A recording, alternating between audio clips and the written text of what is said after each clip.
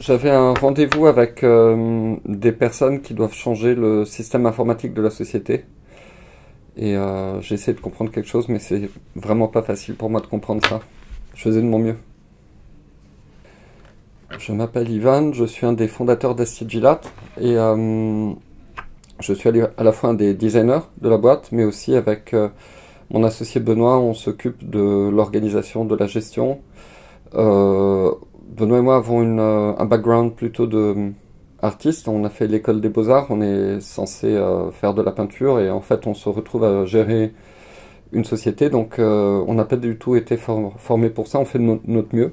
On essaye de ne pas faire trop de bêtises, mais voilà. Au départ, notre métier, c'est plutôt de faire de la création plutôt que de faire de la gestion. J'ai cru comprendre que Magazine B s'intéressait à des marques qui ont un sens, qui sont authentiques. Et je pense que de ce point de vue-là, je partage le point de vue de Magazine B. D'ailleurs, la plupart des marques qui sont... enfin, toutes d'ailleurs, je pense. Hein, je connais pas tous les magazines B, mais il me semble que ceux que je connais, en tout cas, s'attachent à des marques qui ont... une existence réelle, qui ont une raison d'être, hein, pas des marques bidons comme on voit fleurir maintenant partout, qui s'inventent des histoires et qui sont vides de contenu. Donc je pense que une marque c'est un être, hein, il faut considérer une marque comme soit comme peut-être pas comme un être humain, mais au moins comme un personnage de fiction, comme un personnage de roman. Mais il doit avoir une réalité, il faut qu'il soit crédible, il faut qu'il ait une légitimité. Et donc voilà, Astigilat, c'est une marque en ce sens où c'est un personnage fictif que Benoît et moi avons créé. Et comme toute fiction, il se base sur des choses réelles, sur un sentiment réel, sur des faits que nous avons vécus, mais ce n'est pas nous, c'est quelqu'un qui vit sa propre vie. Et ce qui permet à ce qu'il y ait une interaction avec les gens. Et que les gens se reconnaissent. Il y a une notion d'universalité. Voilà. C'est pas facile de répondre à ça. On n'a pas voulu créer une marque, en fait. Cette notion ne nous a pas du tout intéressés. À nouveau, je pense qu'on a voulu créer un univers. Et donc, on pourrait peut-être dire un système, finalement. Et de ce système a un nom. Et ce nom, c'est Astigilat. Donc, on peut dire que c'est une marque... je sais pas ce qu'est une marque, finalement. Je vois qu'il y a beaucoup de marques qui sont des logos sur des produits vides. Il y a beaucoup de produits, surtout dans le luxe, qui sont des produits de mauvaise qualité, vendus très cher, avec des marques très belles. Tout ça est ridicule et inintéressant. On n'a pas du tout voulu faire ça. On veut avant tout créer un contenu, créer un monde qui a un sens, et ce monde a un nom, c'est tout, et c'est ça la marque. Mon univers personnel n'est pas le même que l'univers Astigilat. Par exemple, chez moi, mon appartement ne ressemble pas du tout à un showroom Astigilat. Benoît non plus d'ailleurs. C'est une partie, oui, une autre pas forcément. Astigilat est un projet parisien aussi. C'est un projet lié à la mémoire. À la mémoire des formes, à la résurgence des formes oubliées. Dans ma vie courante, je m'intéresse à ça, mais pas seulement à ça. Je peux m'intéresser à des choses d'aujourd'hui, à du mobilier asiatique, à des œuvres contemporaines. Enfin, ça peut être très très mélangé. Mais le projet Astigilat, le personnage Astigilat, est un personnage qui s'interroge sur son passé, qui veut faire renaître des cendres un monde oublié. Il y a un véritable enjeu en ce moment. Enfin, c'est pas nouveau, mais depuis En fait, le XXe siècle a fait table rase du monde d'avant. Il y a eu la notion très très puissante de modernité qui a amené au niveau technologique, au niveau des sciences, un progrès gigantesque, mais peut-être en parallèle, à un niveau spirituel et artistique, une dégénérescence, je pense qu'on peut le dire. Et donc, même s'il y a des choses très très belles qui ont été faites artistiquement, elles ont été faites au prix de la destruction de ce qui avait été fait avant, avec une immense violence. Donc le XXe siècle, la modernité s'est construite sur la destruction du patrimoine précédent et sur la table rase. Donc on considérait qu'il était vraiment nécessaire de faire un travail de mémoire. Ça, c'est une première chose. Aussi, en faisant table rase du passé, on a démoli énormément de métiers qui étaient liés à la fabrication des belles choses qui se faisaient avant, mais du jour au lendemain, on a considéré que c'était obsolète, donc il y a une infinité de métiers, et ça c'est valable en Occident, c'est valable en Orient, c'est valable partout, qui ont disparu avec eux. Donc il y a des savoir-faire qui ont disparu. Ces savoir-faire véhiculés de la beauté, cette beauté est perdue. Donc quand même, si on veut pas vivre dans un univers totalement aseptisé, plastique, industrialisé, il faut à tout prix se réintéresser à effectivement une forme de beauté qui peut être aussi parfois liée à des connaissances qu'on a mis de côté, qu'on a reçues. On a reçu énormément de conseils, surtout pendant nos études, mais même après, et puis on continue tous les jours, on est très attentif aux remarques de nos amis, des clients, etc.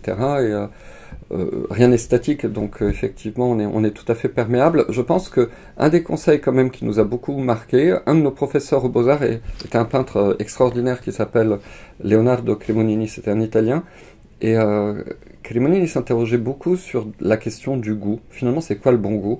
Alors il disait que le bon goût c'était le goût des autres, c'était une forme de contrainte finalement, c'était pas une fin en soi, et aussi que le goût était quelque chose de dangereux, enfin il l'exprimait pas en ces termes, il disait que le goût en soi n'est pas une finalité, il trouvait au contraire que ce qui était intéressant c'est d'être toujours sur le fil du rasoir, c'est-à-dire toujours à la limite entre le bon goût et le mauvais goût. Et ça c'est quelque chose auquel je pense on est sensible, on aime les belles choses, certes, mais on aime par exemple les choses très classiques, comme, je vous dis n'importe quoi, Rome, tout le monde aime Rome, l'architecture italienne, la peinture italienne, voilà, des choses comme ça, mais on aime aussi, bien entendu, quand c'est sur le fil du rasoir et que ça sort un petit peu d'une dimension purement classique ou académique et que ça va peut-être vers les arts populaires, vers le kitsch, on ne sait pas trop, en tout cas quand c'est à la limite. Ça c'est quelque chose qu'on aime bien. Ça c'est difficile.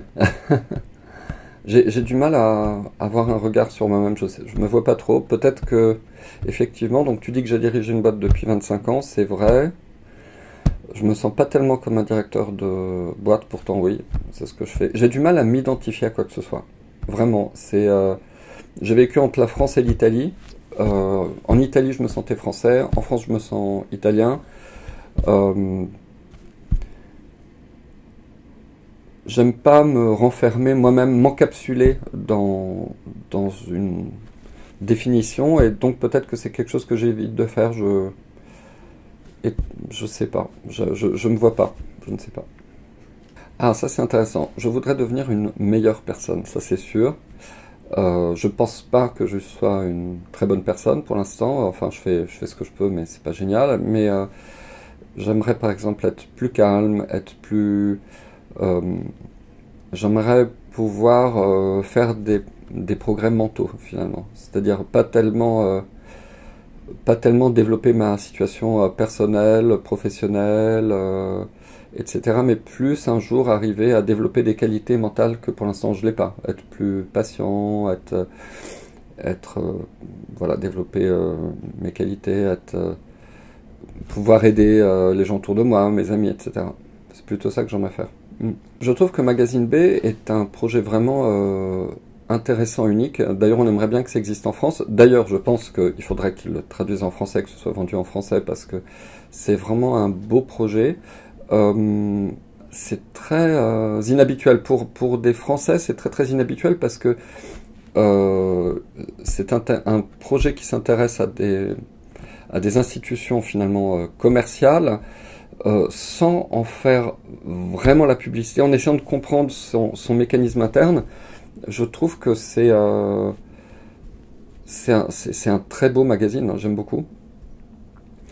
J'ai lu plusieurs numéros, je trouve que ça a beaucoup d'avenir, parce que finalement, les marques auxquelles s'intéresse Magazine B sont parfois petites, parfois grandes, mais je crois que globalement, elles ont une pierre à apporter dans l'édifice humain. C'est pas que je sache, un Magazine B ne s'est pas intéressé à des industries d'armement ou de vente de produits toxiques, etc. C'est globalement un projet positif qui est en vue d'apporter une amélioration dans la vie des gens à certains aspects. Donc de ce point de vue-là, ça me paraît un projet extrêmement positif, très ouvert et très éclairant.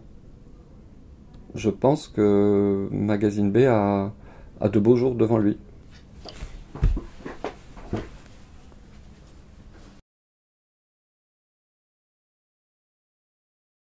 Juste avant l'interview, je viens de prendre un café. Alors, je m'appelle Benoît Astier de Villatte. Je suis avec Ivan Pericoli, designer de la société. C'est notre rôle principal. Et aussi, on dirige à deux d'une manière plus administrative la société complètement. Voilà, c'est un peu notre emploi du temps et nos journées sont consacrées à la société. Alors, une marque pour moi, si je regarde du côté de notre propre marque, ça me donne une certaine vision. Si je regarde d'une manière plus large pour toutes les marques, j'ai l'impression qu'une marque, ça permet de créer des produits ou de créer avec un sujet. C'est comme si la marque donnait un thème. Par exemple, si moi je ne travaillais pas pour la marque Astier de Villatte, je ferais des choses différentes, sûrement. Mais le fait de travailler chez Astier de Villatte à la fois nous inspire et nous cadre dans l'aspect de créativité. Alors effectivement aussi en s'appuyant sur une marque, on peut développer des produits inattendus. C'est ce qu'on essaie aussi de faire chez Astier de Villatte. Mais en fait, ça donne quand même un cadre et c'est quand même un sujet, un support. Voilà. Pour moi, la plus grande différence, c'est qu'il n'y a pas de marketing chez Astier de Villatte.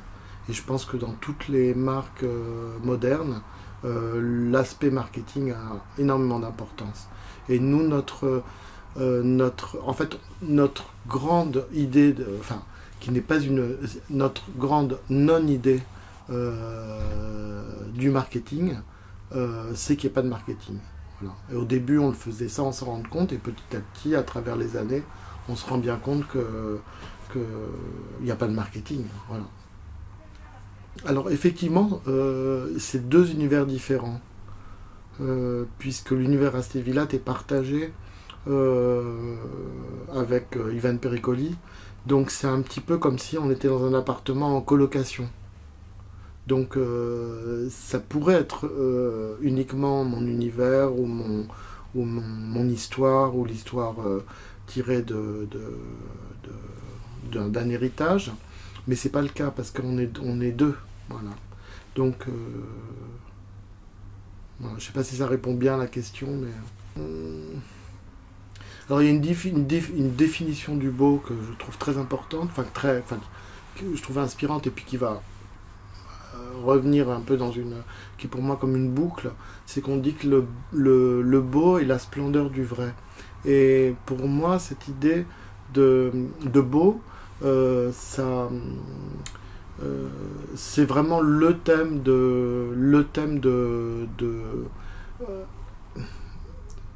mon thème de vie. Voilà, c'est que vraiment l'aspiration au beau. Et j'aimerais, toujours quand je suis quand on est dans la vie de tous les jours, j'aimerais partager, que les gens aient cette même aspiration à vouloir faire des belles choses et vouloir rendre les choses belles. Voilà. Et pas forcément fonctionnelles ou pas forcément mettre la priorité au beau. Voilà. En priorité, même si c'est moins pratique, même si c'est moins facile à vivre, même si c'est mettre l'idée du beau en premier. Voilà, par exemple, se dire, on fait une route, par exemple, c'est peut-être moins beau c'est peut-être moins efficace si on met des arbres, c'est plus compliqué, mais c'est mieux de mettre des arbres parce que c'est plus beau. Voilà, donc on fait une route, on met des arbres. C'est compliqué, c'est truc, mais c'est beau.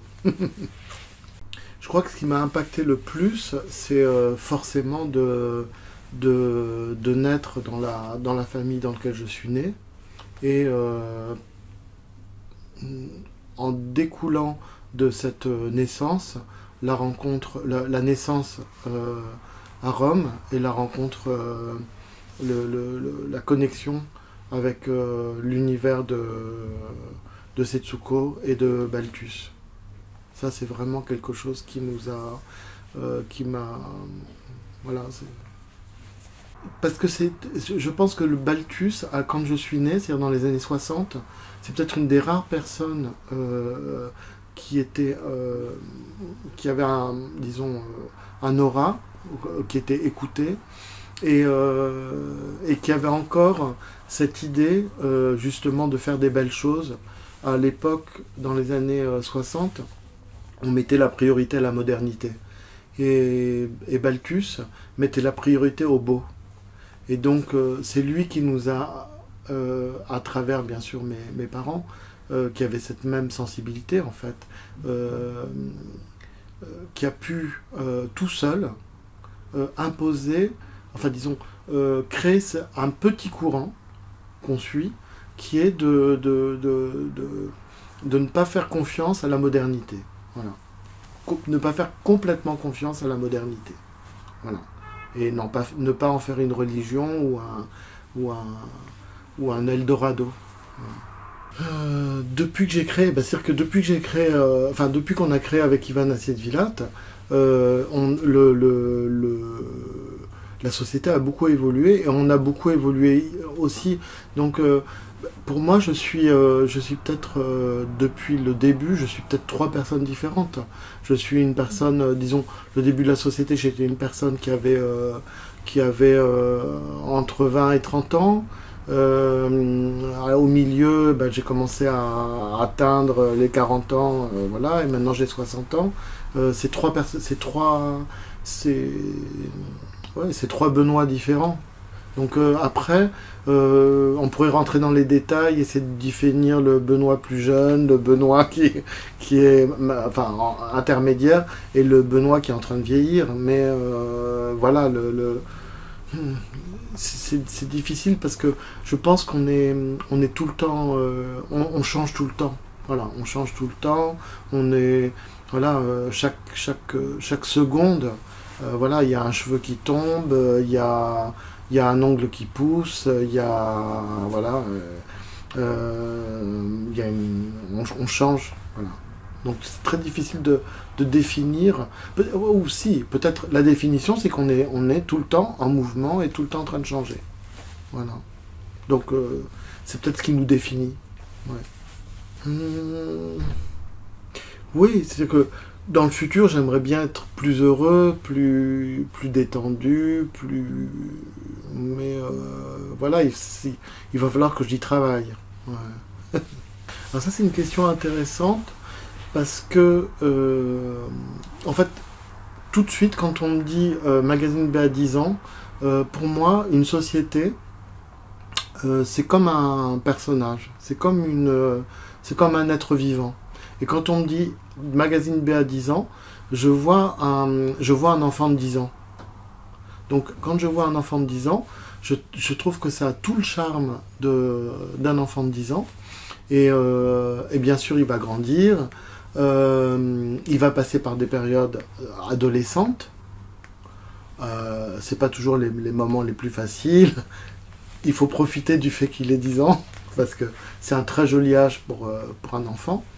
Et après, bien sûr, après l'adolescence, il va se construire et tout ça. Donc, voilà, je lui souhaite de grandir et comme un personnage, et d'être le plus, de réussir le mieux sa vie. Voilà. Alors, je trouve formidable l'idée que ce soit le thème. En fait, je trouve le thème extraordinaire. C'est-à-dire qu'en fait, au lieu de faire un magazine brouillon, c'est-à-dire qui va un peu dans tous les sens, en fait, c'est comme si on faisait en fait un article approfondi, par numéro, sachant que les numéros sont quand même assez importants. Donc c'est très intéressant parce que forcément on a des informations précises et au lieu de prendre un magazine dans une bibliothèque et puis d'être un peu comme sur Instagram, c'est l'inverse, c'est-à-dire on prend le magazine, on l'ouvre et puis bien sûr on reste sur un sujet précis. C'est l'inverse de ce qui se passe sur les réseaux sociaux. C'est une idée très originale. Voilà. Bon, je ne sais pas si je dis au revoir, mais en tout cas, voilà. Merci.